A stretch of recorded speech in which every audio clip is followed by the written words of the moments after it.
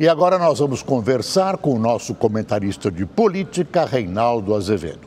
Reinaldo, boa noite. Na sua opinião, onde está o eixo dessa manifestação, dessa paralisação dos caminhoneiros ou das empresas que comandam o tráfego de caminhões no país? Essa é a face visível, mas o que está, na sua opinião, por trás disso? Qual é o eixo? Isso não acontece de graça, né, Reinaldo? Boa noite mais uma vez. Não. Boa noite, Boris. Não acontece não. No meu entendimento, o eixo dessa crise está no descrédito a que foi submetida a política e está sendo submetida a política cotidianamente. Eu tenho chamado a atenção para isso já há pelo menos 2 anos. Isso traz consequências. Você não fica tratando políticos e homens públicos o tempo todo como um bando de vagabundos de forma indistinta, né? Submetendo a política ao enxovalho, ao vexame permanente, sem que a gente tenha consequências desagradáveis. E a consequência mais desagradável disso é quando os entes políticos da sociedade deixam de acreditar, né, no homem público, deixam de acreditar na intermediação. Afinal de contas, se nós formos pensar, o que são os 3 poderes de uma república? Né, o executivo, o legislativo e o judiciário. Esses 3 poderes nada mais são do que intermediários, né, entre os cidadãos e o Estado. Esses 3 poderes existem para equilibrar as disputas, porque todas as pessoas estão lá e elas estão lá reivindicando coisas. Né? Você tem uma quantidade finita de coisas por uma quantidade infinita de desejos. Então você tem esses 3 poderes para tentar equacionar isso. Se você submete essas instituições ao descrédito, e nós estamos vivendo isso hoje, ninguém mais acredita em nada. E aí cada um vai buscar aquilo que lhe faz feliz. Né? Bom, aquilo que o faz feliz. O que eu quero para ser feliz? Bom, eu quero isso, eu quero um frete maior, eu quero combustível de graça, eu quero isso, eu quero aquilo.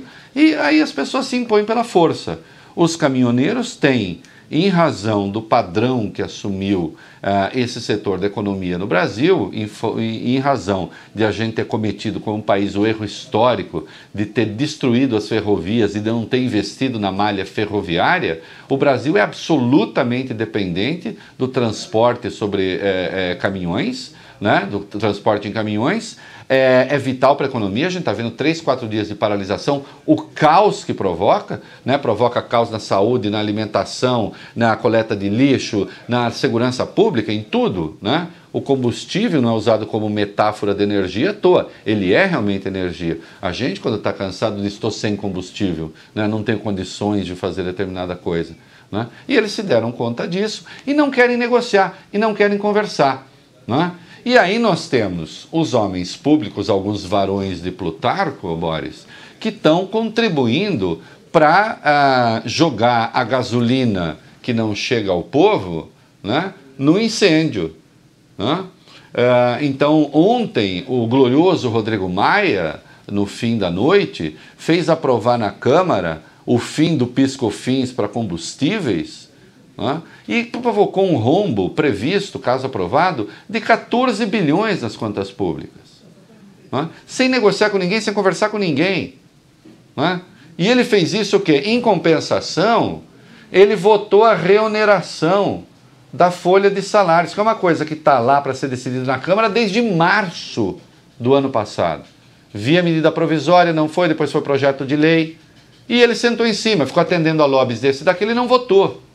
Ontem ele votou metade da proposta, na verdade, reoneração de 28 dos 56 setores, para tentar recompor o equilíbrio fiscal, e causou um rombo de 14 bilhões com o fim do PIS/COFINS sobre combustíveis. Aí ele está dizendo hoje, não é verdade que sejam 14 bilhões, são apenas 9 bilhões. Isso num país que tem o déficit que tem o déficit fiscal que tem. Não é? Quer dizer, claro, em vez de dar apoio, de dar suporte ao governo, ele faz o contrário. Ele acusa o governo de ser irresponsável. Não é? O Cássio Cunha Lima, um senador tucano, vice-presidente do Senado, concedeu uma entrevista hoje pedindo a cabeça, sabe de quem, Boris? Do Pedro Parente, do presidente da Petrobras.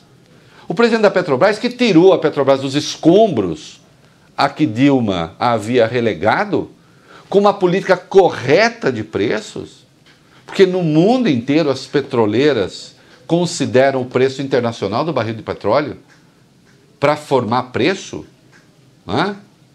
Está pedindo a cabeça do Pedro Parente. Para quê? Populismo barato.